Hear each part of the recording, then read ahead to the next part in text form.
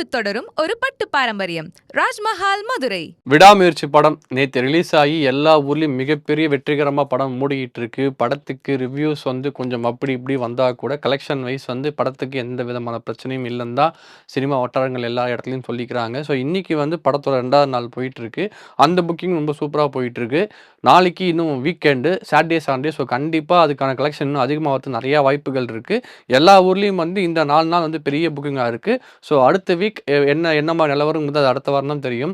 So first day கலெக்ஷனாக தமிழ்நாட்டில் மட்டும் விடாமுயற்சி படம் 23 கோடியிலேருந்து 25 கோடிக்குள்ளே கலெக்ஷன் பண்ணிக்கிறதா நம்பத்தங்காத வட்டாரத்துலேருந்து சொல்கிறாங்க. பட் இன்னும் அதிகாரப்பூர்வ அனௌன்ஸ்மெண்ட் வந்து லைக்கா கிட்ட இருந்து இன்னும் வரல. வேர்ல்டு கலெக்ஷன் விடாமுயற்சி படம் எவ்வளோ பண்ணியிருக்குன்னு சொல்லிட்டு லைக்கா கிட்ட இருந்து கண்டிப்பாக அனௌன்ஸ்மெண்ட் வர வாய்ப்பு இருக்குது. பட் தமிழ்நாட்டில் மட்டும் முதல் நாள் February 6ஆம் தேதி ஒரு ஒர்க்கிங் டே அன்னைக்கு நம்ம அஜித் சாரோட விடாமுயற்சி படம் 23 கோடியிலேருந்து 25 கோடி, இல்லை அதுக்கு மேலேயும் பண்ணுறதுக்கு நிறைய வாய்ப்புகள் இருக்குது. பட் இந்த கவுண்ட்டுக்குள்ள தான் சொல்கிறாங்க. ஸோ கண்டிப்பாக அந்த படம் வந்து அஜித் சார் ஃபேன்ஸ் எல்லாருமே ரொம்ப கொண்டாடிட்டு இருக்காங்கன்னே சொல்லலாம். என்னதான் படத்துக்கு ஒரு சில ரிவ்யூஸ் வந்தால் கூட தலைப்படம்ல எப்படி வந்து மக்கள் பார்க்காம இருக்க போகிறாங்க. கண்டிப்பாக மக்கள் பார்த்து என்ஜாய் பண்ணுவாங்க. நிறைய பேருக்கு இந்த படம் வந்து அஜித் சார் வந்து இந்த மாதிரி ஒரு கதைக்களம் வந்து அவர் பண்ணதே வந்து மிகப்பெரிய ஒரு விஷயம். ஸோ எந்த ஒரு மாசினும் இல்லாமல் ஒரு ஹீரோ நடிச்சிருக்கிறது அதை அப்ரிஷியேட் பண்ணுங்க அப்படிங்கிற மாதிரி ஒரு சில பேர் சொல்கிறாங்க. நிறைய பேர் வந்து என்ன இருந்தாலுக்கு அப்புறம் வந்து தலைக்கு வந்து ஒரு பர்ஃபெக்டான ஒரு படமாக இந்த படம் அமைஞ்சிருக்குன்னு சொல்லிட்டு நிறைய பேர் உங்களோட ரிவ்யூஸ் சொல்லிட்டு இருக்காங்க. ஸோ நீங்கள் விடாமுயற்சி படம் பார்த்துட்டிங்களா? படம் உங்களுக்கு எவ்வளோ கனெக்ட் ஆச்சுன்னு சொல்லிட்டு கீழே கமெண்ட் செக்ஷனில் கமெண்ட் பண்ணுங்கள். ஸோ கண்டிப்பாக விடாமுயற்சி படம் ரிலீஸ் ஆகி இன்னும் ஒரு 4 வாரம் ஓடும். அதுக்கப்புறம் ஓடிடி ரிலீஸ் வரும். அதுக்கப்புறம் தான் இன்னொரு கொண்டாட்டமே இருக்குது. Good bad ugly April 10 release ஆக சொல்லிட்டு அஃபிஷியல் அனௌன்ஸ்மெண்ட்டே வந்துருச்சு.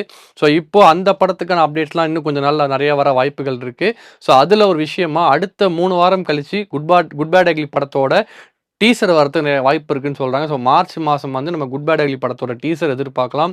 ட்ரைலர் இருக்குது, சாங்ஸ் இருக்குது, நிறைய விஷயங்கள் வந்து படத்தில் இருக்குது. சாங்ஸ் டிஎஸ்பி பண்ணியிருக்காரு. பேக்ரவுண்ட் ஸ்கோர் வந்து ஜேவி பிரகாஷ் பண்ணியிருக்காரு. அவர் எல்லா இன்டர்வியூலையும் சொன்னது என்னன்னா, இந்த படத்தோட பேக்ரவுண்ட் மியூசிக் வந்து கிங் ஆஃப் பிஜிஎம்மாக இருக்கும் அவர் பண்ணதுலேயே அப்படின்னு சொல்லியிருக்காங்க. ஸோ நீங்கள்லாம் வந்து அஜித் சார் ஃபேன்ஸ் எல்லாருமே உங்கள் ஃபோன் ரிங்டோனை மாற்றுறதுக்கான டைம் வந்துருச்சு அப்படின்னு சொல்லிட்டு ஒரு மிகப்பெரிய ஒரு அப்டேட் ஒன்று கொடுத்துருக்காரு. ஸோ வெயிட் பண்ணி பார்க்கலாம் குட் பேட் அக்லி படத்தோட அப்டேட் என்னமா இருக்குன்னு சொல்லிட்டு. ஆனால் ஃபேன்ஸ் மத்தியிலுமே வந்து விடாமுயற்சி படம் மேபி ரொம்ப நாள் ஆனதுனால அவங்களுக்கு அந்த கனெக்ட் விட்டு போச்சான்னு தெரியல. பட் எல்லாருமே குட் பேட் அக்லிக்கு வந்து ரொம்ப மரண வெயிட்டிங்கில் இருக்காங்க. ஏன்னா ஒரு ஆதிக் ரவிச்சந்திரனோட படம் ஒரு ஃபேன் பாய் மொமெண்ட்டாக அந்த ஃபேன் பாய் சம்பவமாக அந்த படம் இருக்க போகுது. தலையை வந்து திருப்பி வந்து அந்த தீனா ஷேட்ல வந்து ஒரு ரொம்ப பேடியா ஒரு மெயின் தீனா மாதிரி ஒரு மங்காத்தா மாதிரி ஒரு ஷேட்ல பார்க்கணும் ரொம்ப நாள் ஆசைப்பட்டு இருந்தாங்க. கண்டிப்பா வந்து ஆதிக்கு அதுக்கான கேரக்டர் வந்து உள்ள வச்சிருப்பான்னு நினைக்கிறேன். குட் பேட் அக்லி அப்படிங்கும் போது பேடுக்கான அந்த போர்ஷன் இருக்கு, நிறைய வாய்ப்புகள் இருக்கு. வெயிட் பண்ணி பார்க்கலாம். சிம்பு சார் வந்து எஸ்டிஆர் வந்து ஒரு பர்த்டேக்கு கிட்டத்தட்ட ஒரு 3 படத்தோட அப்டேட் வந்துருச்சு. ஃபேன்ஸ் எல்லாம் அவ்வளோ கொண்டாட்டமா இருக்காங்க. இன்னைக்கு நமக்கு வந்து அஸ்வந்த் மாரிமுத்து கிட்ட இருந்து ஒரு எக்ஸ்க்ளூசிவ் தகவல் தான் கிடைச்சிருக்கு. ஆமாங்க, டிராகன் படத்தில் சிம்பு சார் ஏன் பாடினாரு, 51 படத்தையும் நம்ம கிட்ட எக்ஸ்க்ளூசிவாக ஒரு சில விஷயங்கள் பகிர்ந்துருக்காரு. அதை தான் அன்றைக்கி நான் சொல்ல போகிறேன். ஸோ டிராகன் படத்தில் எஸ்டிஆர் எப்படி அவர் வந்து அந்த பாட்டு பாடினாரு அப்படின்னு சொல்லிட்டு ஒரு விஷயம் சொல்லியிருக்காரு. என்னன்னா, எனக்கும் எஸ்டிஆர் சாருக்கு ஒரு மிகப்பெரிய நல்ல ஒரு பாண்ட் இருக்குது. கண்டிப்பாக வந்து இந்த படத்தில் வந்து ஒரு பிரேக்கப் சாங் இருக்குன்னு சொல்லிட்டு நாங்கள் வந்து அந்த சாங் மேக்கிங்லாம் போனோம். அப்போ வந்து எங்கள் அசிஸ்டன்ஸ் எல்லாருமே வந்து என்னடா ஒரு பிரேக்கப் சாங் என்ன மாதிரி லைன் வரலான்னு போகும்போது எல்லாரும் ஒவ்வொரு லைன் சொன்னாங்க. அப்போ என் வண்டி என்னோட கார் டிரைவர் மணி தான் வந்து எனக்கு இந்த லைனை சொன்னா, ஏண்டி என்னையெல்லாம் ஒரு பொண்ணு விட்டுட்டு போனேன், ஏண்டி என்னை விட்டுட்டு போனேன் தான் சார் நான் கேட்பேன் அப்படின்னு சொல்லிட்டு சொன்னப்ப ஓகே இதுவே வந்து நம்ம ஒரு ஃபர்ஸ்ட் லைனாக வச்சுக்கலாம்னு சொல்லிட்டு அந்த லைன் அந்த லைனோட தொடக்கம் வந்துச்சு. ஓகே, அப்போ பிரேக்கப் சாங் யார் பாடலான்னு வரும்போது எல்லாருக்கும் அந்த ஒரே ஒரு பேர் தான், நம்ம பிரேக்கப்னாலே நம்ம ஒரிஜினல் தலைவர் சிம்பு சார் தான் ஞாபகம் வருவார். ஸோ அவர்கிட்ட போய் அப்ரோச் பண்ண, சார் இந்த மாதிரி ஒரு பாட்டு ஒன்று இருக்குது டிராகன் படத்தில், நீங்கள் பாடுறீங்களான்னு கேட்டதுக்கு என்ன சாங்குன்னு கேட்டார். பிரேக்கப் சாங் சொன்னே, பிரேக்கப் சாங் நான் வேணாடாடி நான் இதை பண்ண மாட்டேடா அப்படின்னு சொல்லிட்டாரு. எனக்கே ஒரு மாதிரி ஆயிடுச்சு, என்னடா இவர் பண்ண மாட்டேன்னு சொல்லிட்டாரு, பிரேக்கப்லாம் இப்போ வேணாண்டா அப்படின்னு நான் சொன்னார். பட் அதுக்கப்புறம் கொஞ்ச நாள் கழிச்சு வந்து பாட்டு கேட்டால் நான் பாட்டை அனுப்பினேன்.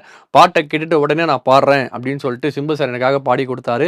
அது மட்டும் இல்லாமல் அந்த பாட்டுக்கு ஒரு ப்ரோமோ பண்ணணும்னு சொன்னப்போ கூட அவர் நினச்சிருந்தா இன்னொரு படத்துக்கு நான் ஏன் ப்ரோமோ பண்ணணும்னு சொல்லிட்டு அவர் பண்ணாமல் கூட இருந்திருக்கலாம். பட் அதெல்லாம் எதுவுமே யோசிக்காமல் எனக்காக பண்ணி கொடுத்தாரு. அதுதான் எனக்கும் அவருக்கும் உண்டான பாண்டு. நான் ரொம்ப நாளாகவே நான் எஸ்டிஆர் சார்ட்ட பேசிகிட்டு இருக்கேன். ஒரு நல்ல பழக்கம் எங்களும் இருக்குது. ஸோ அந்த நட்புக்காக வந்து சிம்பு சார் வந்து எனக்கு இதை பாடி கொடுத்தாரு சொல்லிட்டு சொல்லியிருக்காரு. ஸோ அந்த பாட்டும் ரிலீஸ் ஆகி ஒரு நல்ல ட்ரெண்டிங்கான ஒரு சாங்காக போயிட்டுருக்கு. அதுக்கப்புறம் அஸ்வந்த் மாரிமுத்து இயக்கத்தில் எஸ்டிஆர் 51 படம் வந்து அனௌன்ஸ்மெண்ட் வந்துருச்சு. ஒரு வின்டேஜ் எஸ்டிஆர் நீங்க பார்க்க போறீங்க அப்படின்னு சொல்லிட்டு. ஸோ அவரோட பர்த்டே அன்னைக்கு அந்த ஃபர்ஸ்ட் லுக்கும் ரிலீஸ் ஆயிருந்தது. அவரோட கேரக்டர் நேம் பார்த்தீங்கன்னா, காட் ஆஃப் லவ் அப்படின்னு சொல்லிட்டு போட்டிருந்தாங்க. அதுக்கு சிம்பு சார் வந்து ஒரு லைன் ஒண்ணு போட்டிருந்தாரு. "காதல் இருக்கும் பயத்தினில்தான் கடவுள் பூமிக்கு வருவதில்லை. மீறி அவன் பூமி வந்தால்" அப்படின்னு சொல்லிட்டு நம்ம தீனா படத்துல "சொல்லாமல் தொட்டுச் செல்லும் தென்றல்" பாட்டோட லைன் எடுத்து போட்டிருப்பாரு. ஸோ இந்த படத்த பத்தி கேட்டபோது என்ன சொல்லியிருந்தாருன்னா, உங்களுக்கு தெரியும் சிம்பு சாருக்கான ஸ்ட்ரென்த் என்ன, அவரோட கேப்பபிலிட்டி என்னன்னு சொல்லிட்டு. ஸோ அதெல்லாம் வச்சு ஒரு படம் பண்ணியிருக்கேன். அது வந்து என்னோட வேர்ல்டுல இருக்கும். நீங்க எதெல்லாம் வந்து சிம்பு சார்ட்ட ரொம்ப ரசிச்சீங்களோ, இதெல்லாம் எனக்கு சிம்பு கிட்ட பிடிக்கும்பா அப்படின்னு உங்களுக்கு ஒரு சில விஷயம் இருக்கும்ல. அது எல்லாமே இந்த படத்துல இருக்கும். அது என்னோட வேர்ல்டுல இருக்கும். இது வந்து ஒரு ஃபேண்டசி படம் தான் அப்படிங்கிறதும் அழுத்தம் திருத்தமா சொல்லியிருக்காரு. நமக்கு திருப்பி வந்து ஓமே கடவுளே மாரி வந்து ஒரு படம் வர்றதுக்கு நெறைய வாய்ப்புகள் இருக்கு. சிம்பு சார் வந்து காட் ஆஃப் லவ் அப்படிங்கும்போது, அந்த படத்துல விஜய் சேதுபதி வந்த மாரி காடா வராரா? இல்ல என்ன மாரி வராங்கன்னு சொல்லிட்டு வெயிட் பண்ணி பார்க்கலாம். ஆனா இந்த படத்திற்கு வந்து ஒரு மிகப்பெரிய எக்ஸ்பெக்டேஷன் உருவாயிருக்கு. ஸோ இந்த படம் கண்டிப்பா வந்து ஒரு ஃபேன்ஸ சாட்டிஸ்ஃபை பண்ற மாரியும், எல்லாருக்கும் பிடித்த ஒரு சிம்பு படமா இந்த படம் வரும்னு சொல்லிட்டு எக்ஸ்க்ளூசிவ் தகவல் சொல்லியிருக்காரு. ஸோ சிம்பு சார் ஃபேன்ஸ் எல்லாருமே ரொம்ப சந்தோஷமா இருக்காங்க. எனக்கு இந்த படத்த தாண்டி எஸ்டிஆர் 49 மேல வந்து மிகப்பெரிய ஒரு எதிர்பார்ப்பு இருக்கு. ஏன்னா ராம்குமார் தெரியும் நமக்கு வந்து பார்க்கிங் படத்தோட இயக்குனர். ஒரு படம் தான் பண்ணியிருந்தாரு. அந்த ஈகோ கிளாஷ் அவ்ளோ சூப்பரா ஹேண்டில் பண்ணியிருந்தாரு. இந்த படத்துல வந்து ஃபர்ஸ்ட் லுக் போஸ்டர்ல வந்து தி மோஸ்ட் வார்டன் ஸ்டூடண்ட்னு போட்டிருந்தாங்க. பட் இப்ப விசாரிச்சா என்ன சொல்றாங்கன்னா வந்து சிம்பு சார் வந்து இந்த படத்துல வந்து புரொஃபசரா நடிக்கிறாரு அப்படின்னு சொல்லியிருக்காங்க. ஸோ வாத்தி நமக்கு தெரியும் ஆல்ரெடி வந்து மாஸ்டர் படத்துல அந்த விஜய் சாரோட வாத்தி கேரக்டர் எந்த அளவுக்கு பிரபலமாச்சு. இன்னைக்கு வரைக்கும் ஜேடி கேரக்டர் வந்து அவ்வளோ பேருக்கு ரிலேட்டபிள் ஒரு கேரக்டரா இருக்கு. ஸோ அந்த மாதிரி ஒரு கேரக்டர் வந்து சிம்பு சார் பண்ணிட்டாருன்னா அவரோட லைஃப் டைம்ல திருப்பி ஒரு ஒரு எவர்கிரீன், அதை இப்போ மன்மதன் வல்லவன் சொல்ற மாதிரி இந்த கேரக்டர் ரொம்ப கொண்டாடுவான்னு நான் நினைக்கிறேன். வெயிட் பண்ணி பார்க்கலாம் அந்த படம் எப்படி வரும் அப்படின்னு சொல்லி. எனக்கு ராம்குமார் என்ன குக் பண்றான்னு தெரியல. ஸோ வெயிட் பண்ணி பார்க்கலாம். அது மட்டும் இல்லாம இன்னைக்கு இன்னொரு விஷயம் என்ன வந்திருக்கு அப்படின்னா, நம்ம இளையராஜா சாரோட பயோபிக்ல தனுஷ் சார் நடிக்க போறதா ஒரு நியூஸ் வந்துச்சு. நடுவுல வந்து அந்த படம் டிராப் ஆயிடுச்சுன்னுலாம் ஒரு சில நியூஸ்லாம் வந்துச்சு. பட் அது எதுவுமே இப்போ ரூமர்ஸா தான் போயிடுச்சு. இந்த படத்த இப்ப ஏஜிஎஸ் வந்து கோ-ப்ரொடியூஸ் பண்ண போறதா ஒரு நியூஸ் வந்திருக்கு. படத்தோட டயலாக்ஸ் வந்து நம்ம கமல் சார் எழுதுறாரு. படத்தோட இயக்குனர் அருண் மாதேஸ்வரன் தான் பண்றாரு. இந்த படத்தோட ஷூட்டிங் வந்து இந்த மாசம் இந்த வருஷம் கடைசியில தொடங்கும்னு சொல்லிட்டு சொல்றாங்க. ஆல்ரெடி தனுஷ் சாருக்கு ஏகப்பட்ட லைனப் இருக்கு. அதுல இளையராஜா பயோபிக் ஒரு தனியா ஒரு ஸ்பேஸ் குடுக்கணும். குடுத்தா தான் அந்த படம் டேக் ஆஃப் ஆகும். ஏன்னா அதுக்கு வந்து ஒரு பயோபிக் அப்படிங்கும்போது அதுக்கு நிறைய டைம் தேவை. ஸோ அதனால டைம் எடுக்கிறாங்க என்னமோ தெரியல. வெயிட் பண்ணி பார்க்கலாம். ஆனா தனுஷ் சார் லைனப் நிறைய படங்கள் வச்சிருக்காரு. டி55 வந்து ராஜ்குமார் பெரியசாமி வரைக்கும் அந்த படம் வந்து அவ்வளோ லைனப் வச்சிருக்காரு அப்படிங்கும்போது கண்டிப்பா அது ஒரு டைம் அமைஞ்சு இளையராஜா பயோபிக் வந்து அவர் நடிச்சு கொடுப்பாருன்னு நம்ம எதிர்பார்க்கலாம். ஏன்னா அந்த படத்துக்கு மிகப்பெரிய எதிர்பார்ப்பு இருக்கு. கமல் சார் டைலாக் அப்படிங்கும்போது அது இன்னும் ஸ்பெஷல். ஸோ வெயிட் பண்ணி பார்க்கலாம்.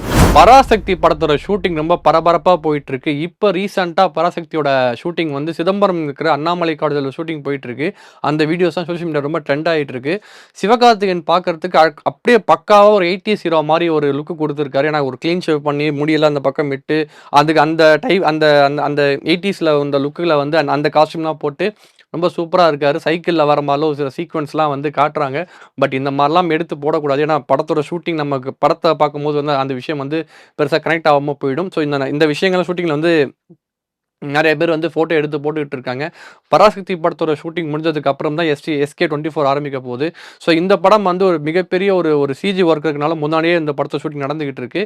ஸோ சிவகார்த்திகேயன் பராசக்தி ஹீரோவா வந்திருக்காரு. வெயிட் பண்ணி பார்க்கலாம் அந்த படத்தோட அப்டேட் எப்போ வரும்னு சொல்லிட்டு. நன்றி, வணக்கம். தொட்டு தொடரும் ஒரு பட்டு பாரம்பரியம். ராஜ்மஹால் மதுரை.